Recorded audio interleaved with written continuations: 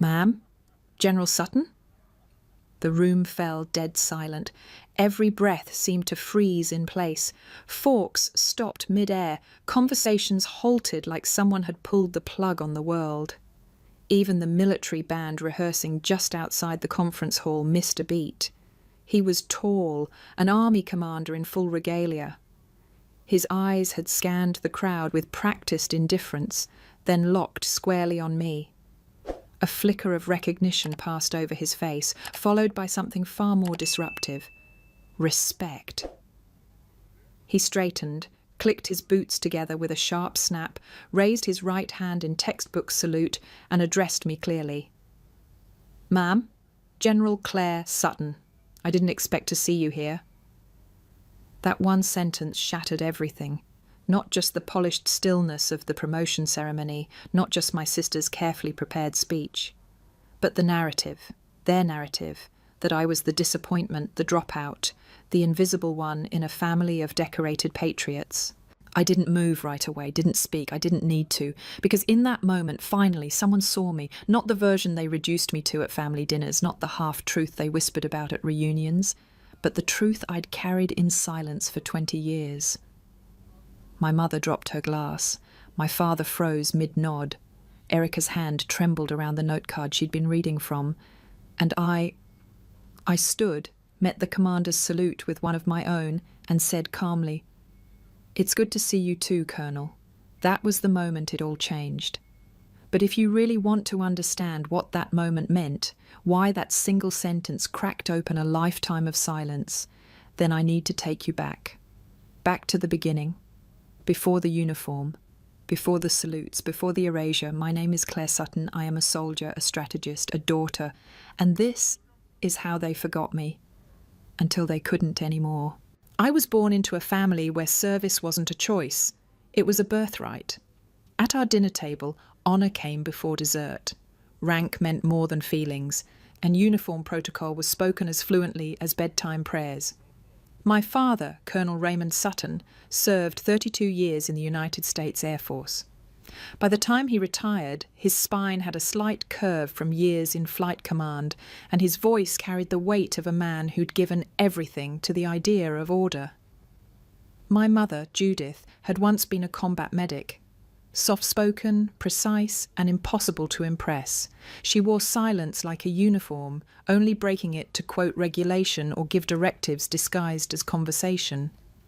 Then there was Erica, my little sister. From the moment she could walk, Erica was Daddy's pride, a spit-shined prodigy. Honour rolls, JROTC ribbons, perfect push-ups at 16.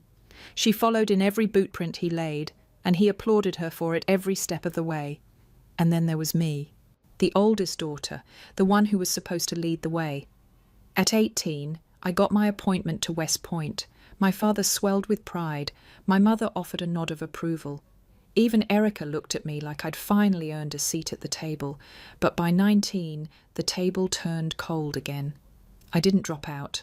That's what they said, of course, behind my back, and sometimes to my face when they thought I needed reminding. But the truth is, I was recruited. 1 year in, I was pulled quietly into a program so classified it didn't have a name. No graduation, no ceremony, no diploma. Just a clean disappearance into a shadow war most people don't even believe exists. They were told I left because I couldn't hack it. What they didn't know is that I spent that same year being broken down and rebuilt in ways they couldn't imagine, learning to operate without a name, without backup, without a safety net. I learnt to carry secrets that burned hotter than bullets.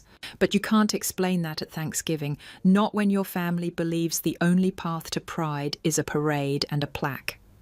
So when Erica made First Lieutenant, there was a banner on the front lawn. When I returned from my first overseas assignment, thin, bone-tired and raw, they forgot to pick me up from the airport. "Sorry," Dad said on the phone. "You didn't give us enough notice, and your sister had her leadership conference."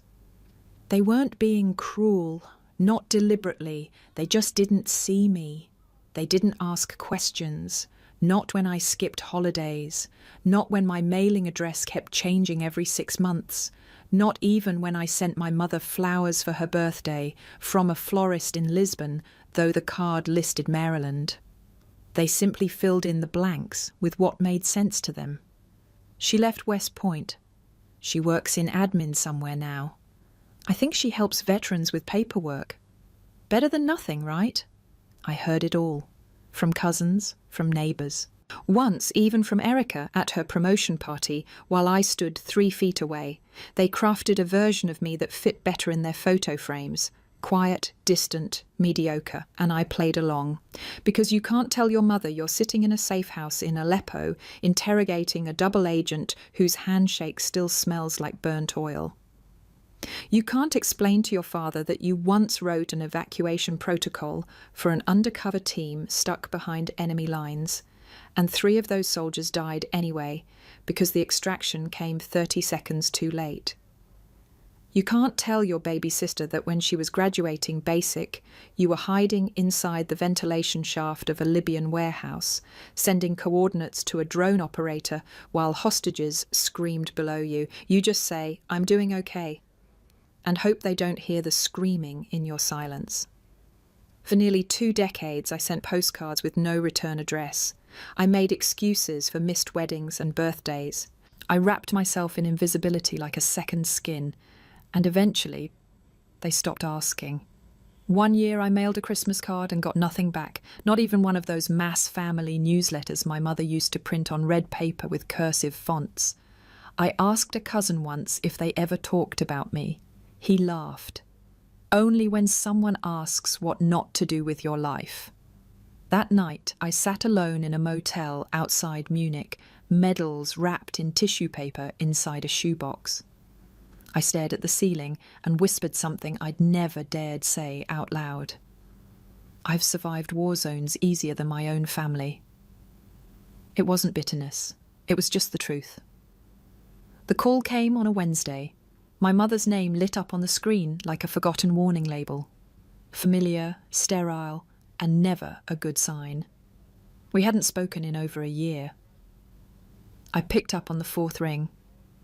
"Claire," she said, voice clipped like she was reading a grocery list. "Erica's being promoted next month. Lieutenant Colonel. Ceremonies at Fort Lawrence, families expected to attend." A pause, then, almost as an afterthought, "Please don't wear anything weird." I blinked. "No, how are you? No, we'd love to see you. No, we miss you. Just a dress code." She continued, "You'll be seated with the family, but let Erica speak. Don't make it about you." I bit the inside of my cheek. It wasn't anger that rose, not even sadness. It was something colder, familiar, like stepping into a room you used to call home and realizing your key no longer works. "I'll be there," I said. Not for her, not for them, but for me. That night, I pulled down the old suitcase from the top shelf of my closet. At the bottom, folded sharp and untouched, lay my original army dress uniform, the one I'd worn only once, to a classified strategy summit in Warsaw where my name didn't even make the attendance list. I ran my fingers across the insignia, still polished, still mine. Next to it I packed a soft grey blouse and clean black slacks, clothes that didn't ask for attention, that didn't scream, "Look at me," but whispered, "Don't forget I'm here." When I looked in the mirror, I barely recognised myself, not because I had changed, but because I had finally stopped apologising for the space I occupied. The next morning, I rented a car and began the 10-hour drive south, through rolling hills, gas station coffee, and military podcasts that felt more like ghosts than information. As I crossed the Fort Lawrence sign, my stomach tightened, not out of fear, but muscle memory. This place made soldiers out of civilians and orphans out of daughters.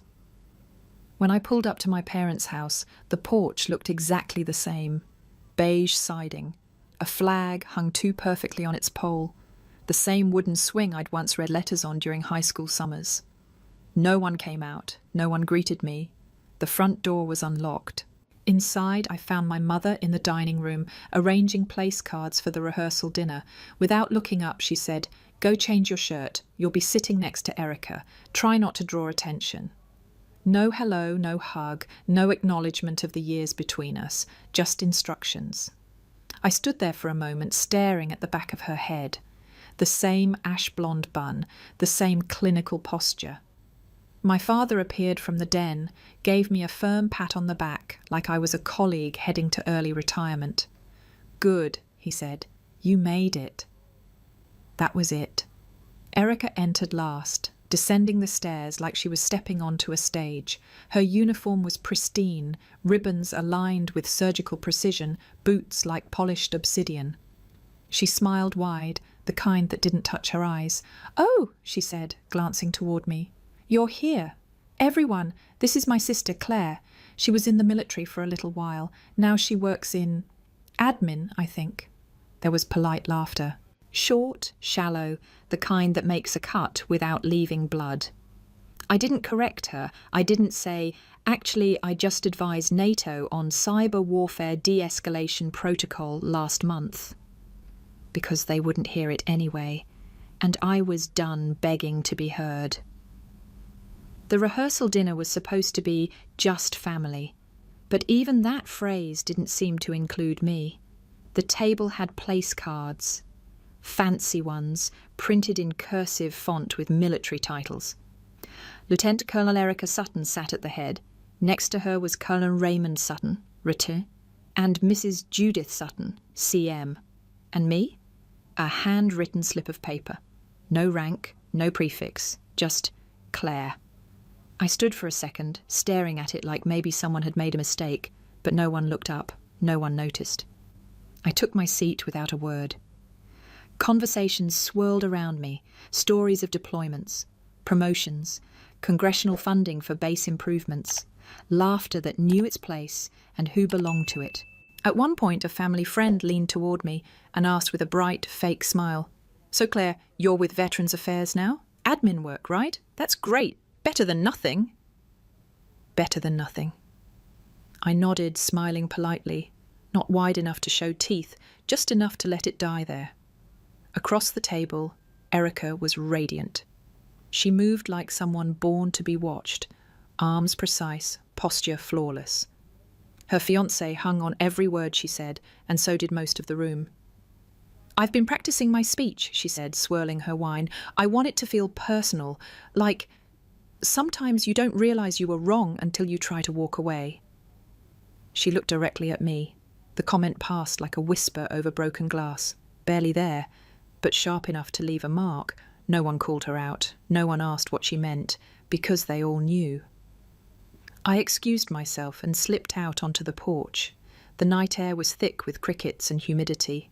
A brass band rehearsed somewhere down the road, their notes trailing through the air like half-formed ghosts.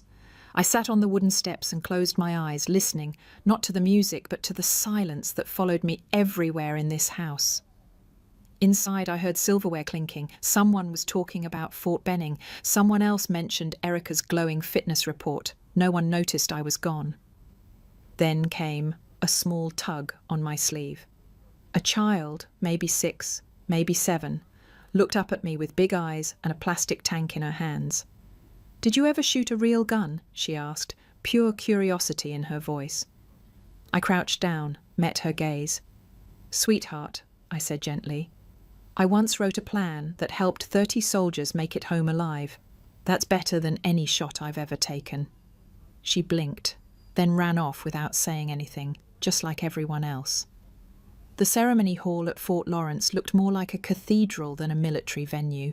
High ceilings, brass fixtures, rows upon rows of perfectly aligned folding chairs arranged with mathematical precision by rank. It was a battlefield of hierarchy, with no bullets, only decorum. I was seated 3 rows from the back. A flimsy label on the chair beside me read, "Family, unassigned." A bureaucratic way of saying, "You're here, but not really."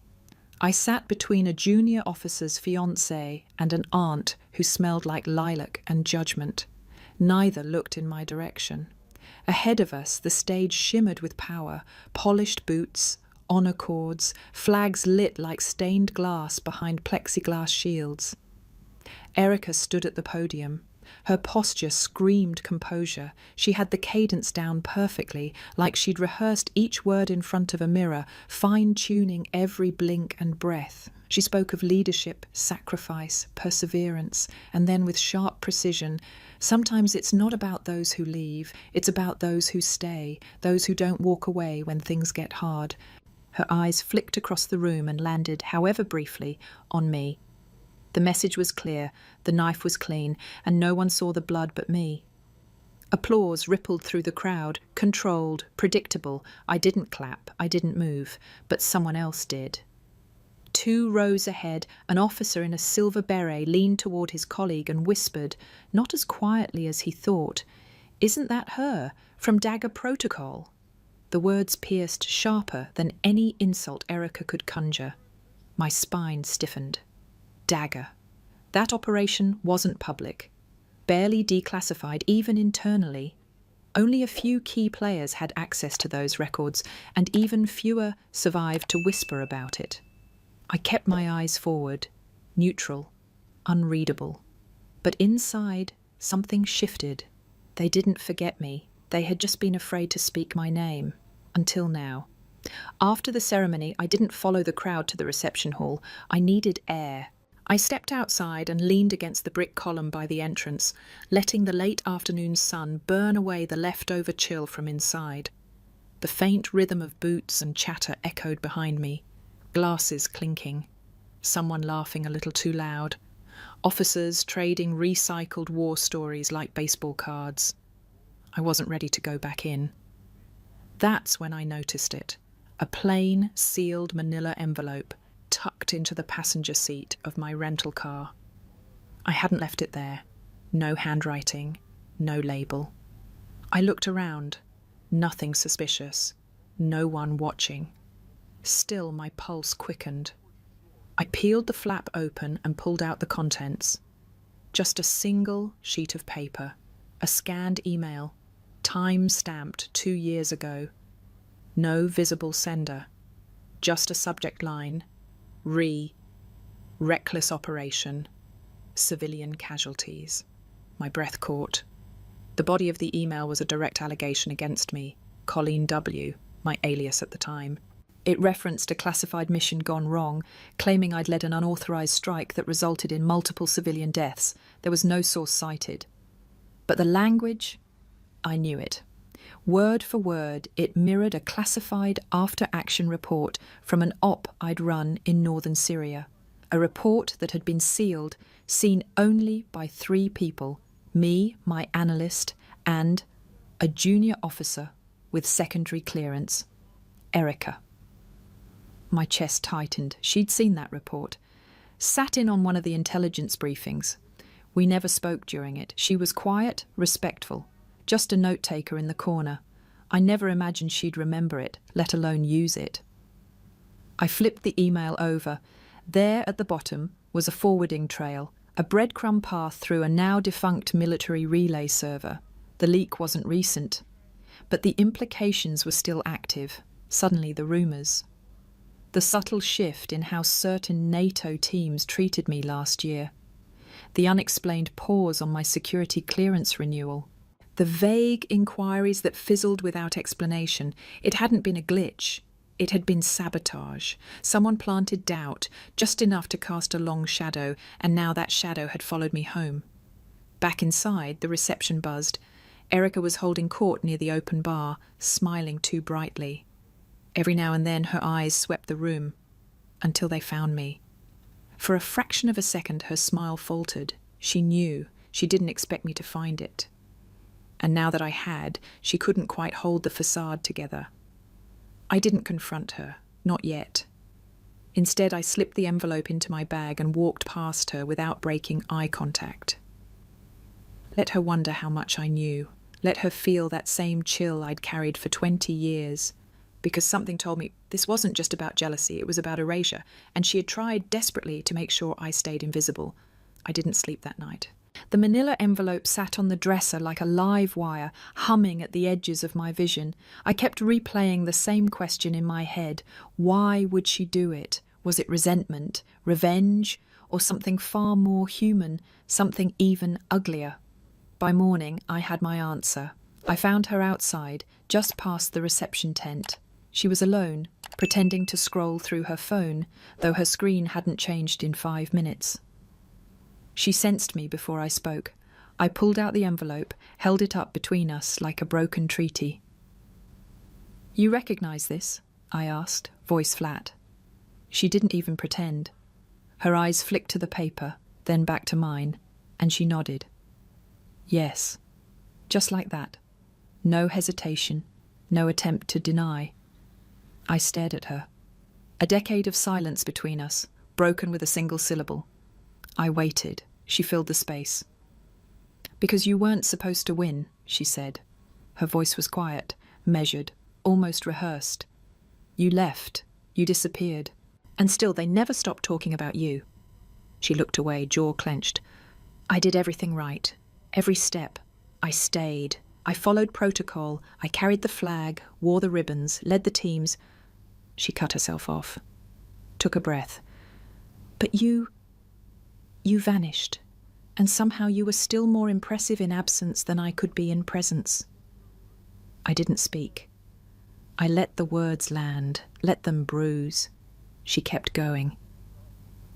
"I thought, if I could just cast doubt, plant something quiet, maybe they'd stop seeing you as this ghost of greatness. Maybe they'd see me for once."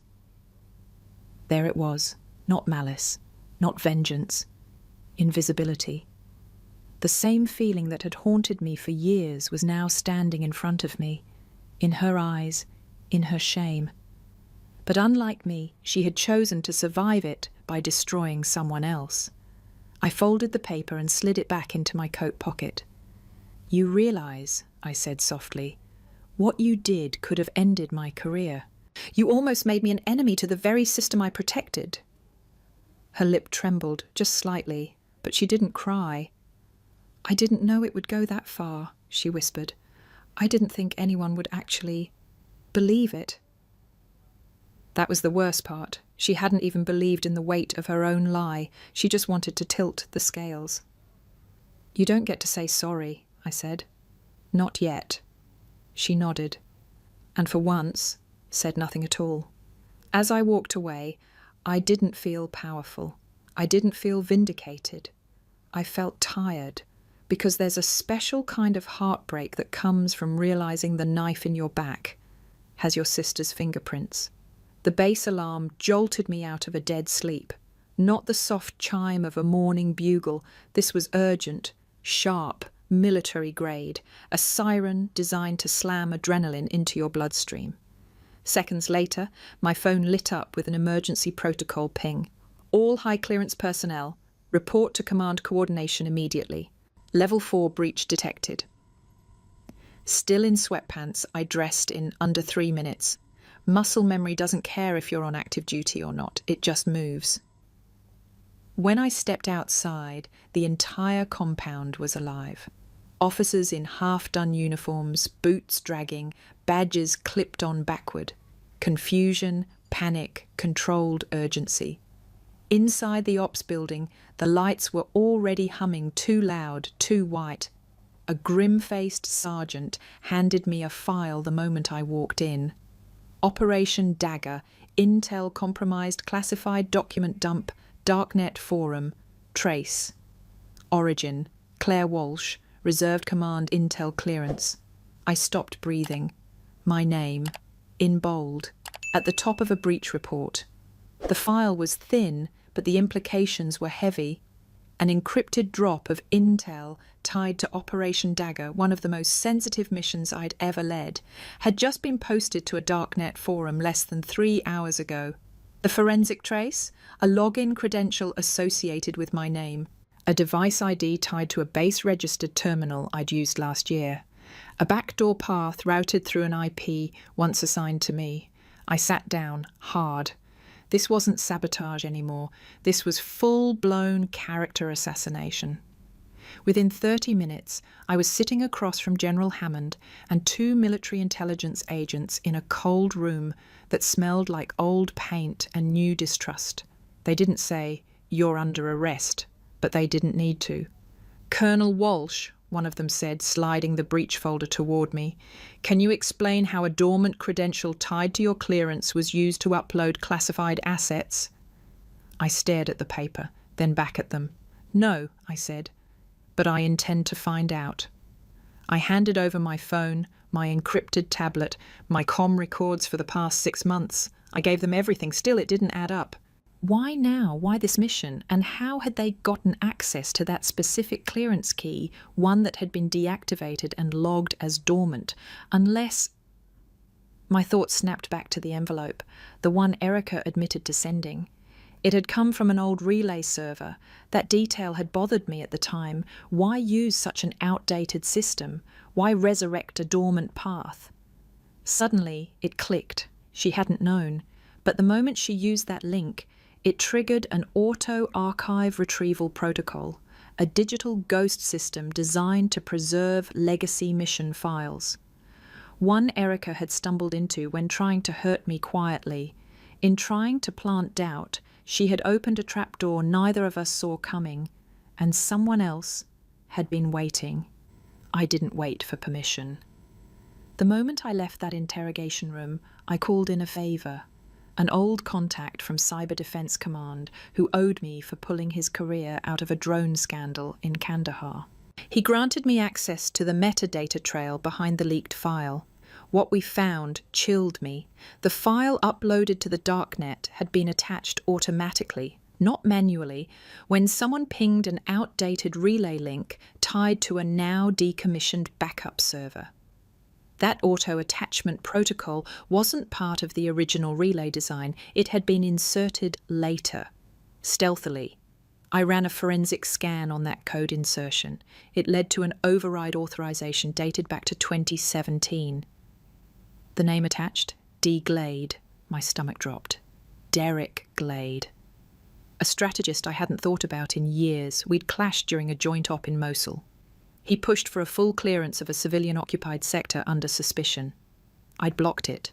Backed by intel, by code, by morality, he never forgave me. That same year, he lost a promotion and was quietly reassigned to back-end strategy logistics. A demotion dressed in polite silence. I remembered his face, calm, too calm, the kind of man who doesn't rage. He waits. And now he'd used Erica's poorly calculated email as a fuse, a mine he'd planted years ago, hoping someone would step on it. And someone did. Erica. She hadn't meant to destroy me. But Derek had. He just needed a little family dysfunction to do the heavy lifting. When I traced the final upload path of the leak, it pointed to a motel 10 miles outside the base, paid in cash, booked under a false name. But the server login, the timestamp, the packet signatures, all tied to a device previously assigned to Derek Glade. I handed the data to General Hammond personally. He said nothing. Just took the folder, flipped through 3 pages, then looked up at me with something almost like shame. "You want to be the one to bring him in?" he asked quietly. I nodded once. We hit the decommissioned tech bunker with silent precision. 4 officers, no sirens, no announcements, just footsteps on gravel and a plan sharpened by fury. Inside, Derek was already mid-upload. Lines of code flickering across a rusted terminal, fingers dancing like a man finally pulling the trigger after years of aiming. He didn't flinch when we stormed in. He didn't run. He just looked up at me and smiled. "Took you long enough," he said. I said nothing. Back at base, in the interrogation bay, he confessed without fanfare. "I didn't want to ruin you," he said. "Just make sure you stopped mattering." His voice was calm, his logic terrifying in its simplicity. "You rose too fast. People stopped questioning your wins. I knew your family would fracture eventually. Most decorated lineages do. I just built the scaffold around the crack." He'd used Erica, manipulated her mistake, weaponized her insecurity, and she never even saw it. He paused, looked at me one last time. "You made the right calls. Every time. But in this system, right doesn't always win. I leaned in. It does when someone keeps standing. The final report on the dagger leak was submitted on a grey Thursday afternoon. Erica's name was in it, not as a criminal, but as the person who unknowingly triggered a cascade.